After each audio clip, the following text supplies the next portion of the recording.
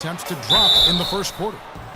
And so he earns a trip to the line. Officials saw the contact and he'll shoot two. Sacramento didn't have a free-flowing offense, and they wanted to get up and down, and it showed in their play transitioning from stagnant to free-flowing. Bellinelli, he's checked in for Sacramento. Sacramento, a team that is likely to put it on the floor to attack. We saw that last year.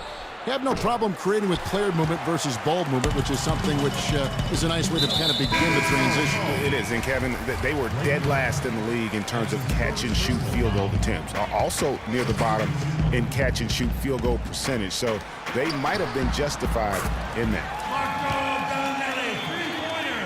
Catching up on the changes for Sacramento. Caspi, he's checked in for Cauley-Stein. Butler comes in for Ben McLemore. And it's Collison in for Rajon Rondo. And the Clippers decide to take their first time out here. Moving on after the tough loss they took at the hands of the Warriors. And in part because I just thought they came out flat in that game and could never recover. Just not their best effort. And I thought perhaps they might get an injection of life from somebody off the bench, but that never happened either. Superb.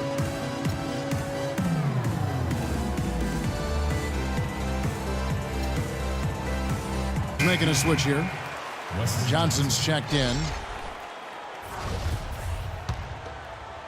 Clippers trail by 11.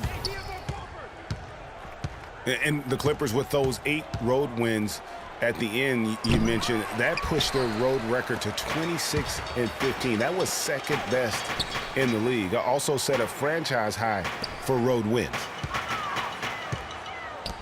Now Caspi, after the missed 3 from Jamal Crawford. And that one's good. Oh, I tell you what, nice little run here they're going on. And getting to the 10 has been the key. They're getting point-blank looks time and time again. And the Clippers call time here. You know, what's amazing about the Clippers on the road last year, guys, was the context. I mean, they had a bunch of back-to-back games and went 16-4 on the back end of back-to-backs. 11 of those came on the road. Picked by Griffin. Paul with the ball. Picked up by Collison. And he just hasn't been able to make anything this quarter. And Butler gets it to go. It seems that every pass they make is leading to a score here. I mean, that's just exquisite ball movement. And that's because the ball is looking for the best shot, and it's really paid off for them during the run. Here's Butler, following the basket by Chris Paul. Griffin with the steal. And pushing it up, here's Los Angeles. Paul's running. And lots of contact there. Missing the shot, he'll shoot 2. And now let's turn to the 2K leaderboard for a look at the squads that have the most points in transition over the past 10 games. The Kings in second. I mean, tough to maintain this kind of pace over an entire season. But let me tell you, they are really running right now. It was a rough year last year for fans in Sacramento, but they still come out here to fill up the stands, Greg, even with their team struggling. Yeah, the new ownership, give them credit. Last year, the Kings marked an 8-year high in terms of attendance. Not bad for a team that really looked to be in the hunt for the postseason, but then just fell apart midway through.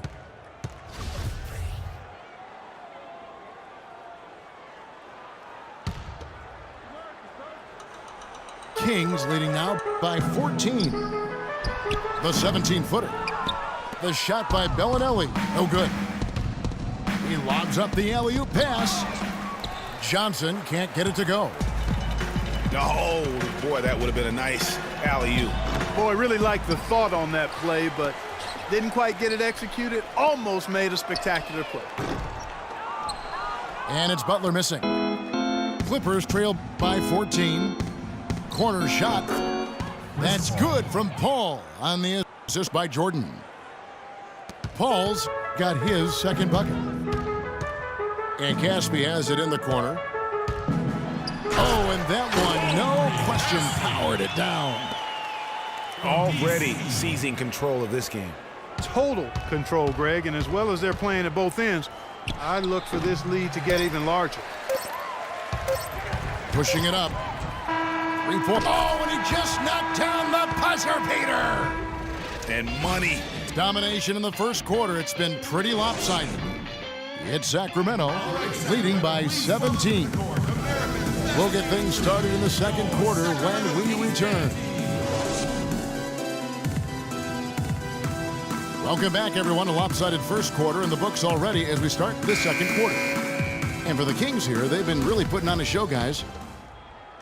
I tell you what, defensively, they have been in tune with one another, as intense as I've seen. Yeah, nice job helping out on the rotations and drives, doing really good work at the defensive end. We've got Quincy Acey. Rajon Rondo is up there with Bellinelli. Then there's Rudy Gay. And it's Cauley Stein in at the pivot spot, manning the middle. So that's the 5 in the game for Sacramento. Rondo. Whoa! Nasty. Forget about going for the long-range bomb to cut into that lead. Just take it to the hoop, my friend. Take it to the hoop. And how, Clark. Brilliant throwdown. Just exerting his authority on that play. Out of bounds, Sacramento takes possession. I tell you what, that's just a major unforced error right there, guys. My goodness. McLemore's checked in for Bellinelli. And Griffin sends it back. And it's out of bounds, and they say last touch by Griffin.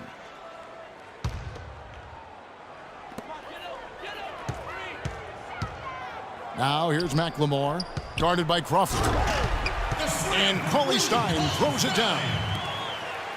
Textbook, nice pass, great catch, even better finish. Crawford, no luck. Kings leading now by 17. You know, you work hard all season, Greg, to try and get into the playoffs, then get a favorable first-round matchup. How about the Clippers last year? Followed those steps. They're rewarded with the first-round matchup against the defending champions of the league, the San Antonio Spurs. And not only were the Spurs the defending champions, but they came in playing terrific basketball down the stretch, which is kind of what they are noted for. And the Clippers, though, did well, even though that was the case. Assisted by Ben McLemore. This guy is a high flyer. I mean, especially for a power forward, and he needs to be as an undersized player. Los Angeles calls timeout. Boy, I tell you, it was a tough road for the Clippers in the playoffs. They get by the Spurs in round 1 in a 7-game emotional series, then immediately have to go up against the Rockets in round 2.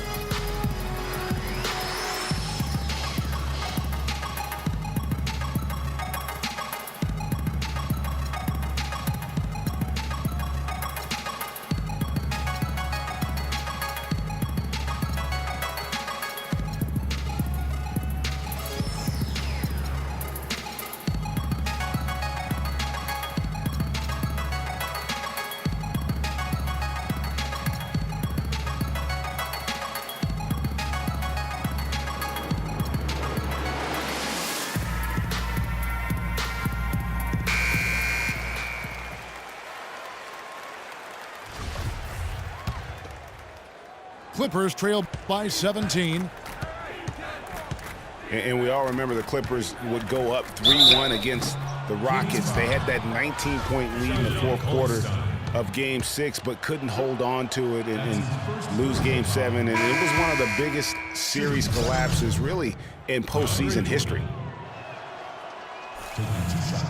And I think it's fair to say last season was a bit of a transition year for the Kings. I mean, after firing Malone and the injuries to their stars, they just tried to build for the future, realizing that was going to be in their best interest. Catching up on the changes for the Clippers. Josh Smith, he's checked in for Griffin. Lance Stevenson comes in for Jamal Crawford. And it's Rivers in for Chris Paul. I mean, that's a tough break for the D. I mean, he took the hit and drew the whistle. Yeah, but he was late to get there, Greg, so the referee couldn't give him a free pass on that one. So the Kings call timeout. They're first. And the Kings last year were able to get George Karl to lead the team. A good hire for them. This team did decent under him back in the last half of the season. Yeah, they still got a lot of work to do, but he can certainly make it happen for him. One of the outstanding coaches in our league. The Kings actually were in it for a while last year, but then had a mini rebuild mid-season. And the Clippers making a change here. Griffin's checked in for Smith. Crawford comes in for Paul Pierce. Wesley Johnson's checked in for Lance Stevenson. And it's Paul in for Austin Rivers. They have been board dominant in this game. That's definitely been a factor in crafting this huge lead. And it's been a well-rounded performance. I mean, strong rebounding has certainly been at the center of it, but it's been good on a number of levels. Shooting for Sacramento. And the Clippers not known for being an outside shooting team, but they take a large amount of deep mid-range twos as well as their fair share of threes. For the Clippers, you think of Lob City and it's all dunks, but the reality is, Clark, as Greg was just talking about, that just isn't the case. It really isn't. I mean, they also led the league in pull-up shots attempted by a wide margin, about 24 pull-up Jays a game. They get the rebound. Outside for Rondo. The offensive rebound. And Cauley Stein throws it down. And, you know, it's one thing to get the offensive rebound, but then how about the loud bucket he's able to convert? He was in perfect position under the hoop break. You're right. Once he gets his hands on the miss. That's exactly why it's important to work hard on the offensive glass, fellas, for chances just like that. That's good. And that's now 8 points for Chris Paul. He is really hard to guard. I mean, that's about all you can ask of the defense out there. Here's McLemore. And it's blocked by Jordan. Here we are in November. Let's see how things are shaking out in the West early in the season. You look at the Clippers. And, of course, Sacramento tied right now. 2 shots. And a chance to catch up on some numbers here. The hustle stats for the Kings. They've made the commitment to get out and run, and it's paid off with some highlight reel plays in transition. They've gotten their fair share of points off turnovers so far tonight, too. Here's what Sacramento's going with right now. DeMarcus Cousins, he's checked in for Cauley Stein. Caspi comes in for Rudy Gay. Bellinelli, he's checked in for Ben McLemore. And it's Collison in for Rajon Rondo. Out of bounds, Kings ball as Sacramento keeps possession. And the Kings making a change here. Butler's checked in. Austin Rivers, he's checked in for the Clippers. And he could be the guy to put this game out of reach. And Griffin, here we go. And Coach Doc Rivers wears multiple hats for this organization. Not only is he the head coach, but also in charge of all basketball operations, really the leader in a lot of ways for this team. Thinking about Doc Rivers being a leader, he was like that on the floor, Clark, as well. You know that. You went against him. A leader and a winner, no doubt about it. And there have been a lot of coaches that came from his old Celtics team. And of all of them, perhaps the least surprising is Doc Rivers for the reasons we just mentioned, leader and coach on the floor.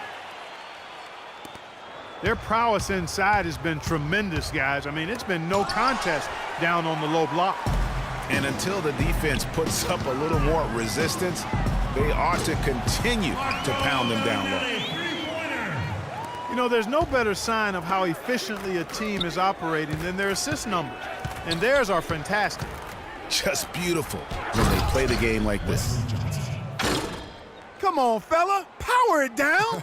That dunk was redunculous. There was absolutely nobody that was going to get in the way of that. And not when he's coming in with that kind of force. And he is the ultimate when it comes to being a floor leader on the offensive end. Yeah, you know, he's got a little bit of Greg Anthony in him. And he has been that leader today. I think he's done a really nice job of moving the ball and distributing it the way it needs to be done. Yeah, well, Clark, I'm glad you referenced specifically why you thought he had a little Greg Anthony. I thought you were talking about the knees, my man.